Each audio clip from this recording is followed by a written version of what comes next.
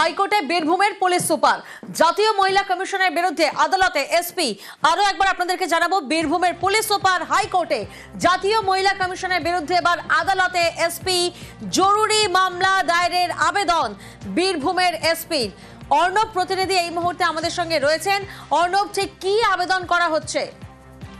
তুমি প্রথমে বলে রেখি, বীরভূম পুলিশ সুপার এই মুহূর্তে কলকাতা হাইকোর্টে রয়েছেন এবং মামলা দায়েরের যে প্রক্রিয়া সেটা চলছে এবং আজই মামলা দায়েরের প্রক্রিয়া সম্পূর্ণ হবে এবং সেক্ষেত্রে কালই বিচারপতি তীর্থঙ্কর ঘোষ বীরভূম এসপিকে যে অনুমতি দিয়েছেন মামলা দায়ের করার, তার শুনানি হওয়ার একটা সম্পূর্ণ সম্ভাবনা তৈরি হয়েছে। কিছুদিন আগে অনুব্রত মণ্ডলের বেশ কিছু মন্তব্য, যে মন্তব্য ভাইরাল হয়েছিল সমাজ মাধ্যমে, সেই মন্তব্য বোলপুর আইসিকে ঘিরে এবং সেই ঘটনায় জাতীয় মহিলা কমিশন তারা বিভিন্ন বিষয় সেখানে নতুন করে বেশ কিছু, ইতিমধ্যে আমরা জানি মামলা তদন্ত হচ্ছে, যে এফআইআর জায়গায় মহিলা কমিশন হস্তক্ষেপ করতে চায় এবং মহিলা কমিশন বলে বেশ কিছু মহিলাদের সম্পর্কে যে ধরনের মন্তব্য করা হয়েছে তাতে সেকশন অ্যাড করতে হবে, অর্থাৎ বোলপুর থানাকে পরামর্শ দেয় তারা, সুপারিশ করে তারা বেশ কিছু নতুন ধারা সেখানে যোগ করার জন্য।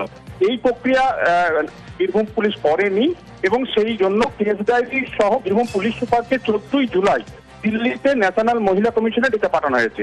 সেই ঘটনায় কেন ন্যাশনাল কমিশনের তার কি লিগ্যালিটি রয়েছে, কি বৈধতা রয়েছে, বীরভূম জেলার পুলিশ সুপারকে সেখানে তলব করা এবং এই সিদ্ধান্ত, জাতীয় মহিলা কমিশনের সিদ্ধান্তকে চ্যালেঞ্জ করি আজ জরুরি মামলা দায়ের করার অনুমতি চান তার আইনজীবী।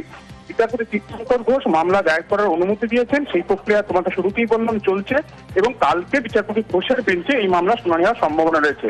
সাম্প্রতিক সময়ে কোনো জেলার পুলিশ সুপার বা কোনো আইপিএস অফিসার কোনো ন্যাশনাল কমিশনের বিরুদ্ধে এভাবে মামলা করছে এরকমটা ঘটেনি।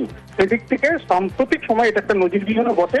এখানে খোদ পুলিশ সুপার জেলার প্রধান যিনি পুলিশের, তিনি মামলা করছেন ন্যাশনাল মহিলা কমিশনের বিরুদ্ধে এবং এই মামলা দায়েরের প্রক্রিয়া সম্পূর্ণ কালকে শুনানির পর বিষয়টি আরো স্পষ্ট হবে। বেশ।